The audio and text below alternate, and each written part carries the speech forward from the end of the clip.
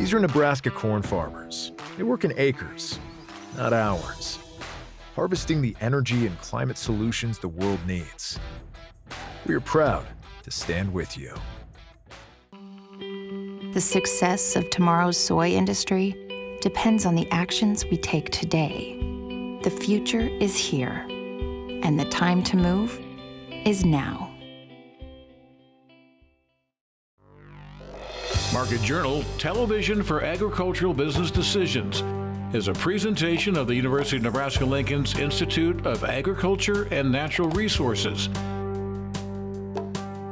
in partnership with the Nebraska Rural Radio Association. Promotional support provided by the Nebraska Farmer Magazine, and partial funding provided by the Nebraska Soybean Board and the Nebraska Corn Board.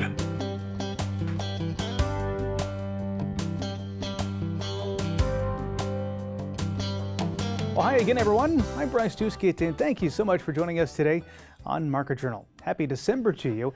As we embark here on the final month for 2023, we have another full show for you. AGORO Carbon Alliance will be sharing their thoughts on carbon markets. Mike Briggs is going to stop by to offer his thoughts on the cattle markets, and we'll look back on warmer days and recap the summer grazing tour. Those stories are straight ahead, but first, you might remember last week we joined you from the National Association of Farm Broadcasting Convention. Of course, there were lots of radio broadcasters on hand, those who share their news, markets, and weather, both on AM and FM radios. A Nielsen study shows that more than 80 million Americans listen to AM radio in particular each month. But some vehicle manufacturers have been taking steps to remove AM from their dashboard. I had a chance to sit down with one AM radio station owner to get his thoughts on that situation. Radio station owner Brian Whittekins, owner of WRDN Radio in Wisconsin. You are quite passionate about this issue. Why is that, Brian? We own a radio station in Durand, and most of my farmers in my local community rely on our AM radio signal. And it's to take that out of the dashboard.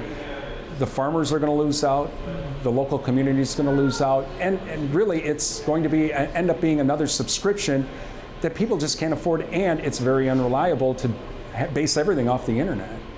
Seems like with some of the car makers, they're kind of moving to more of that subscription model. There are people out there now willing to pay for radio delivery, but in your part of Wisconsin, a lot of our viewers today in Nebraska, they don't necessarily have access to all of that, the same level of streaming services out there. Is that what you hear as you get feedback on this issue? Yeah, there's that. There's also how much more do we have to pay? I've had farmers tell me I've paid $70,000 for this truck, and their AM receiver in it sounds terrible, but in my 1996 Silverado work truck that has an AM stereo receiver in it, and we broadcast in AM stereo, the farmers are like, you have FM on the AM, how did you do that? And they're furious about this. It's like, wait a minute, we're paying this kind of money, and now you're telling me I got to pay even more just to be able to get farm news and markets or listen to the local ball game or whatever? That's where people are mad. Yourself and others rallied around this issue, took it up with the folks in Washington, D.C. even. As you have visited with lawmakers on this issue and those in the Federal Communications Commission, what are their thoughts? They are very concerned that this is happening. They are concerned that it would be a loss of another local outlet for news and information. And that's why you're seeing the pushback from D.C. with the AM for Every Vehicle Act getting bipartisan support. I mean, I don't think anyone watching this would ever imagine the most liberal senator in the United States Senate, Edwin Markey, gets together with the most conservative senator, Ted Cruz of Texas, to co-sponsor a bill together. But this is where it happened. My boss, as he and I have had conversations, will say there have been many times where people have predicted the death of AM radio, but what do you know? It's still here today. As an AM radio station owner yourself, where do you see this industry going, radio, but in particular AM? It's going to be a lot like farming and agriculture after the pandemic. Everybody started to do what? Local food. Go to the local butcher shop. Go to the local farmer. And that's what you're seeing. Our success is we do local news, local farm markets, high school games, church services. We even have a polka show. It's because of that connection to the community. That's why people continue to listen to us. And I think you're seeing more of that from AM stations. You and I are catching up today at the annual gathering of farm broadcasters across the country. I know this was a panel discussion that was discussed, and I thought an interesting point that came out of that, somebody had asked, what should AM radio stations be doing better to ensure their place on the dashboard? Your thoughts on that conversation? One, you got to have decent programming. You got to have something that people want to listen to. The other thing is for the owners, they need to make sure that their AM stations are working properly and sounding the best that they can because of the receivers. You can't complain that the receivers are bad if you're sending out a bad signal. So those are the two biggest things I think AM station owners need to do. And for the customers, the listeners, and the farmers and the ranchers, you need to complain to the car companies as well and say, demand a decent AM radio in your vehicle. And they can make them with a couple lines of code because it's just a computer in the car or the truck. What else is important I haven't had the chance to ask you about yet, Brian? The other big thing with this is, we broadcast in AM stereo, and when we converted a couple of years ago, this is technology from the 80s and 90s. I had farmers, a lot of farmers have a work truck, started calling me going, why is it on my 96 Silverado you sound like FM, and on my 2023 Silverado that I paid $80,000 for, you sound like a cell phone? What happened? And that's been the big, to explain that and get that information and that education out to the farmers and ranchers. And they know, they rely on us. Us at NAFB, we've been seeing how much farmers and ranchers rely on AM radio every day. Not only for the farm news and markets, but the high school football game. Or Nebraska's playing on a Saturday. What's everybody listening to? The radio, probably in the combine. And so that's what makes this important. We appreciate Brian sitting down with us. Another study came out last month during that convention that specifically looked into ag producers' use of radio. That study shows 80% of ag workers say they're tuning in to over-the-air radio, and they prefer it over streaming audio, podcasts, or satellite radio. AM radio certainly alive and well all across the countryside. Well, up next, let's look back to the 2023 summer grazing tour that took place around several eastern Nebraska operations. The focus of this year's tour was to help ag producers better understand the wants and needs of urban consumers. Market Journal's Bill Dodd brings us a look from that event.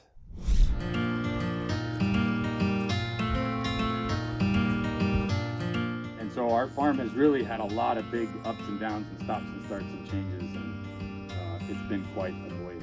Yeah, it's important. I don't care what kind of producer you are. Your producers are interconnected. It's a big sorority, a big fraternity, if you will. While the systems are extremely different, there's a lot of commonalities. They run businesses. They need to be profitable. We at the Institute, whether it's our teaching and learning programs through Kasner or Extension, we've got a number of our Extension professionals out here today, or thinking about research. So again, kind of thinking about these integrated systems, which is what we do really well in Nebraska, and in particular at the Institute of Ag and Natural Resources. This is just an opportunity, again, I think, for folks who depend on having food to know where their food comes from, and then a way to bring people together to find that commonality, I'd say, is the thread of the day. Another couple in hedge we'll see a lot more of just an hour south. Bodie's place, it'd be great to see. They've spent years prescribed fire, restoring grasslands after they've been in crop, all sorts of things. And Tim sort of mentioned this, but my goal for the day. You learn more by seeing and doing and networking. And one of the things I said today is we're carpooling, and I think that's very important. We want people to interact with one another, some people that you normally wouldn't know. Maybe it's an urban neighbor that you don't know, and then you can kind of tell your story, they tell you theirs. And so that's on these tours. Those are the type of things you do. You get interaction, you learn a lot, and then we've got a panel discussion that you'll be able to ask a very educated, very knowledgeable panel across the spectrum, both rural and urban representatives, your questions and get their input. So I think it's a learning opportunity and it's a growth opportunity. And great seeing everybody here. Yeah, I'm Walt Schott, Professor Emeritus with the University of Nebraska-Lincoln. In my area, I was in research and teaching in rangeland ecology and management. Yeah, well, of course, we think about the food, the fuel, the feed, the fiber that we need for a growing world, and we think about Nebraska's role in that, being the third largest ag economy. Both regionally here in Nebraska, the Midwest, the High Plains, but the U.S., North America, and the world. And it really does all start with producers. And so this operation here is a great example of a first-generation farmer. I think we just heard that, where they pulled in their parents, so it was kind of inverse, right? The folks are learning from the kids, and then this family has 3 little ones who are like 8 to 14, so they're learning from mom and dad. And it's this really neat interface of direct marketing to people in Lincoln and Omaha. And so a neat chance, we've got some of the most amazing ranchers here from across Nebraska, and I've been to their places. For them to invest with fellow food producers and fellow stewards is just really pretty spectacular.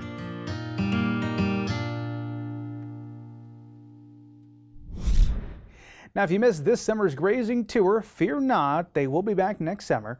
Until then, you can keep up on the upcoming Nebraska Extension events by bookmarking the UNL Extension event calendar onto your favorite web browser. As we shift now over to the markets, it has been a tough stretch for live and feeder cattle. Earlier this week, we took a trip out to Briggs Feed Yard to get Mike Briggs' perspective of it all. You're a man of many words. That's why we like having you analyze the markets, but I'll challenge you here. Opening question. Okay. Describe the cattle market over the last month or so in as few words as possible. Hugely disappointing. You know, every year we have a rally into the end of the year. Every year. And, you know, people really betting on it this year. Some people bought some pretty high-priced cattle. People maybe weren't hedged very good. I heard about it today. There's less shorts on the producer side than there's been in years, which is never good. But everybody is expecting a rally into the end of the year, and we're having a contra-seasonal move. Now, does that mean that after the first year we get a contra-seasonal move back? I hope so. I doubt it, but this has been hugely disappointing. Mike, you referenced some people. You might fit yourself in that camp. Optimistic when we last talked to you, we grind higher into the end of the year. What are one or two of the biggest things that have happened since then that led to this downward trend? The first and most important thing, and the thing you never seem to realize until after the fact, is, you know, everybody loves the funds when the funds are going your way. Well, they were going our way. Well, you have kind of a point where maybe it made sense fundamentally. We went way past that point. So then you've got this much blue sky that's going to come off right away. And then you add into the fact that we have horrible demand. Because we have a horrible economy, and it goes a little further than that. And so it really busted people in the chops. But I put almost all of it on the funds. But once again, we all like the funds when it's going our way, so you kind of got to put up with it. Now, some of the things that really disappoint me, I think the CME has to figure out what they want to do on that Friday after Thanksgiving, because there's nobody there. And these algo funds just ruin it. So you have these huge moves on a Friday with no one there to offset that. And you either need to be full go or just say, hey, look, we're closed on Monday. But, you know, they want to make money, so they don't do that. But they've got to figure out something different. I want to come back to the funds in a moment, but first bring up, it was a Black Friday in the cattle markets, but Turnaround Tuesday, that term is thrown around, and that truly did happen. The cattle markets, truly as did. You and I visit here on Wednesday. Perhaps is that the low we'll see through the end of the year? Would like to think so. Don't know why it wouldn't be. Some of that's going to depend on demand. Now, we've gotten the price down. Our exports are off tremendously. I think we were down 26% for the year, last thing I read. So that needs to get back in gear. Well, our dollar's been high, our beef price has been high, the dollar's gone down, the beef price has gone down. So hopefully we see some of our exports come back, because that always helps. Hopefully you'll see a little better demand here. You've seen gasoline come down, so maybe things aren't so rough, but if you listen to some of the stuff out there in the economy, it doesn't bode real well. Maybe beef prices coming down right in time for people to buy a big old ribeye for the Christmas meal. We need a lot of that. We need some end cuts and all that stuff, yeah. Okay, I want to get to a viewer question submitted this week. This guy wrote in and said, I always sell weaned calves in the middle of December. This year I was wondering if I should wait until January. Your thoughts? That's a great question, because we didn't get our typical rally. Are we going to have a contra-seasonal rally after the first year? Because January and February are your 2 worst beef demand months. But we're supposed to be shorter on cattle than we've been. But that drought has pushed so many cattle into the feed yards that maybe would have been coming in throughout the year. They came in now, so we've kind of got cattle stacked up. Now, do we have fat cattle stacked up? I don't know. So, Mike, you're kind of waving this carrot of maybe after the new year we'll start to see prices perhaps grind through. What key factors would you watch to see if that would happen? Exports go up and just better demand, because you've beaten this thing up enough, it could rally back. What I personally believe is going to happen, we might have a small rally, but I think the seasonality of that situation is going to hurt us. I don't think it's going to go very far. So what I'd rather see anyway, kind of a little up and then maybe back down, and then a really nice rally in the spring when we really need it. And hopefully that gets going, but we've got to have better demand, and you can't run your prices too high or it's going to stop it. So a few minutes ago you brought up the funds, and whenever any market goes down, there's a lot of blame game that goes around. People are saying, perhaps the futures market is broken. Some people blaming LRP. You referenced the fund, so is there somebody that should be taking the blame for this downward trend? The LRP thing is a great question, because that's the rumor going around. And well, why would LRP have anything to do with it? Well, when you, as a producer, go in and get an LRP, it's kind of like paying for an insurance policy. You laid out your money. And if the other person on the other end of that LRP goes, I don't think this market's going down, because they're typically using that to cover their cattle, a cheap way to hedge their cattle. So if the guy that took the premium, I don't think the market's going to go down, I'm just going to sit here and collect his premium and keep it. And then all of a sudden it goes, and it goes about so far, and he says, uncle, and then they sell it down even more. Let's wrap up here. It's probably the last time we're going to talk to you here in 2023. How are you going to remember this year? That's a great question. I saw my nephew over the weekend, and he's a rancher, and I said, nobody's going to pull heifers out of this deal until we see rain. And he said, Mike, until we can make this market be better for just 6 months out of a 10-year cycle, nobody's going to replace cattle. And I thought that was interesting. And you're coming to that head here. People are going to lose a lot of money here if this thing doesn't come back in December and January. At some point, this thing has got to change so we have more stability for the producer. It's been a great year from a weather standpoint, and it's been a profitable year. Has it been perfect? No, they never are. We appreciate Mike taking the time to join us this week. Coming up next week, we will be joined by Heather Ramsey to discuss the grain markets. Of course, Heather is with the ARC Group. She'll be joining us from the Nebraska Ag Expo. Coming up in a bit, we'll tell you a little bit more about our next week's show, but do want to tease that we want to invite you out to join us for that live taping of Market Journal. Last week, we shared with you a bit about a Nebraska Christmas tree farm located near Seward. That's just one of many located in the Cornhusker State. Dan Hoppy of Bloomfield up in northeast Nebraska has been raising Christmas trees since 1988. He has a passion for helping customers find that perfect Christmas tree. But raising trees, it is not just a seasonal job.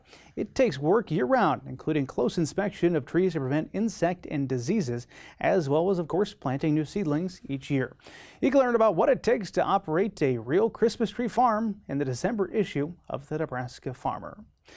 Well, it is now time to check in on weather with Nebraska Extension's Eric Hunt. Eric, as we talk about Christmas trees, some snow definitely helps make that a perfect experience as you look for a real Christmas tree.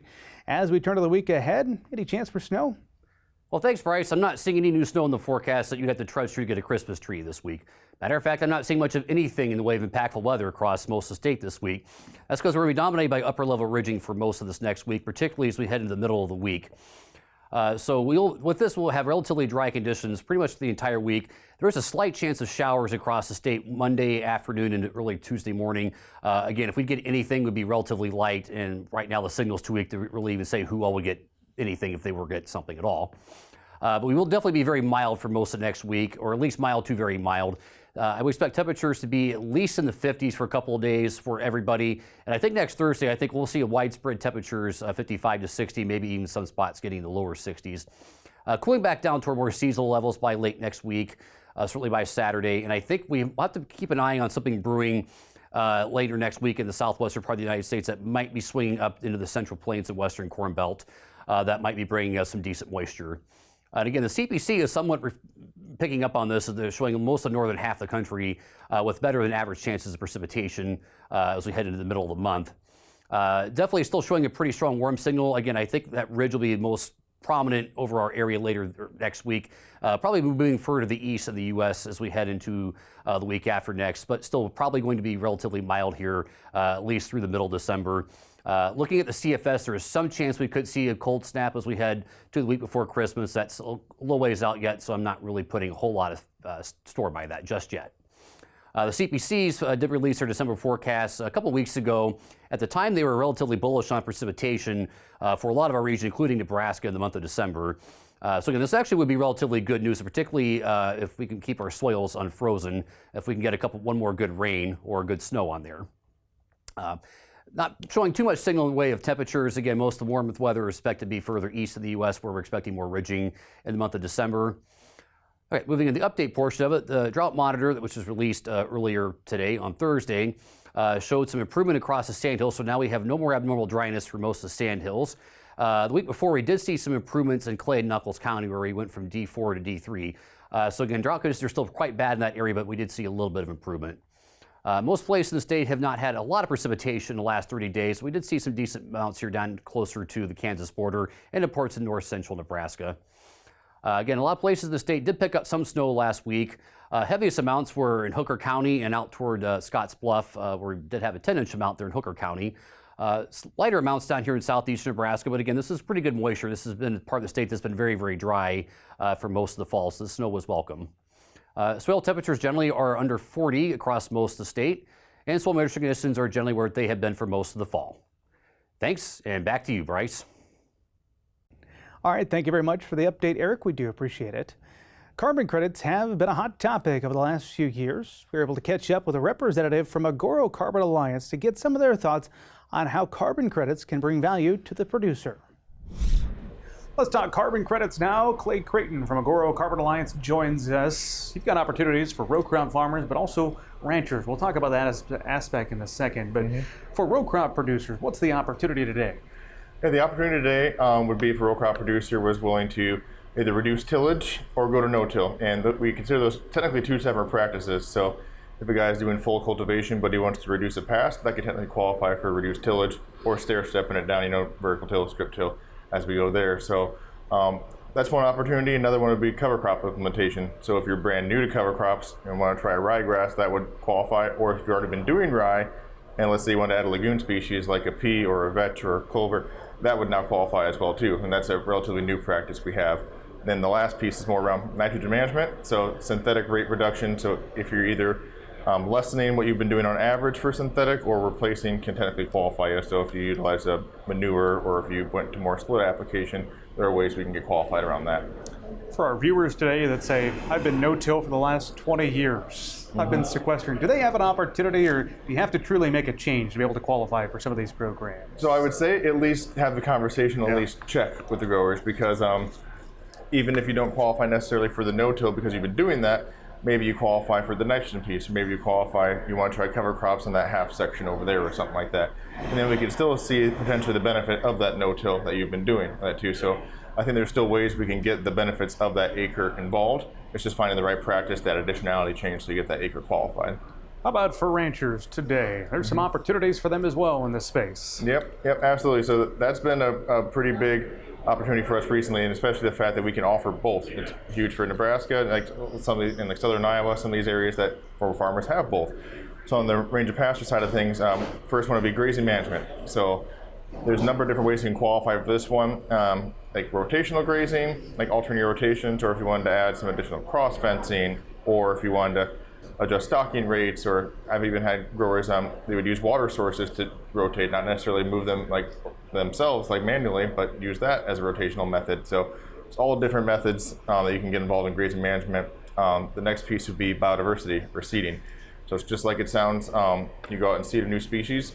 All we need to know is what species you choose and how you get it out there. But the nice part about that one is you only have to do it one time during the duration of the contract. And then lastly, for the range of pasture piece would be fertilization on those acres. So a lot of times we'll have growers and kind of seed and fert together type deal. So you can get more germination factor on that.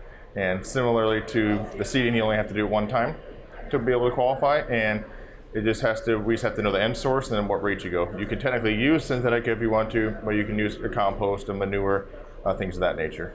The carbon credit program, as I understand it, correct me if I have this wrong, working with producers, implement some practices, they're compensated for that. Ultimately, that carbon credit is sold to someone else to help offset their carbon emissions. Mm-hmm. Can you share with us some of the examples of who AGORO partners with on the, not necessarily the farmer side, but on the other side of it? So like we're in the voluntary market, so yes, we do. It's companies that have made the pledge to be carbon neutral by 2050, with the Paris Accord Act. So it's a number of different producers. It could be airlines, it could be large motor companies, things of that nature, like who we're selling to.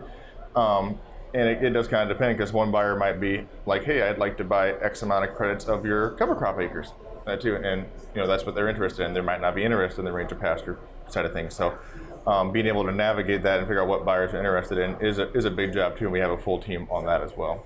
What's the best way you can convince a producer who's a bit skeptical of the carbon credits? What's the best thing you can say to them to get them on board? The best thing. I educate first, and I know people think that's cheesy, but like I told you on the way here, I was hired as an agronomist first. So like what I usually say is if you've been interested in it, if you've been thinking about it, and it's, you can get enrolled in the program, you would qualify, it increases your revenue stream on that factor, and you can at least try it out to see if it's right for you. Like, if you're in the right program, the program will want to work with you, not you work for the program type deal. If you'd like to learn more about AGORO Carbon Alliance, we provided a link to their website. You can find that along with this story over on the Market Journal homepage. Well, before we go, how about this for a social media photo of the week? The social media caption with this photo says, "There is no place like Platte Valley equipment for the holidays. Love the spirit, love the decorations up there of the John Deere dealership." Now, coming up next week, I mentioned this, we're going to be broadcasting from the Nebraska Ag Expo, set to take place at the Lancaster Event Center. I want to invite you to join us on the Expo EDU stage Wednesday afternoon at 2 p.m. for a live recording of this show. We hope to see you there. But until then, I'm Bryce Duskett, wishing you a safe and productive week. Join Market Journal online at marketjournal.unl.edu. You can also follow us on Twitter, Instagram, and Facebook. Promotional support is provided by the Nebraska Farmer Magazine. Market Journal is produced by the University of Nebraska-Lincoln's Institute of Agriculture and Natural Resources.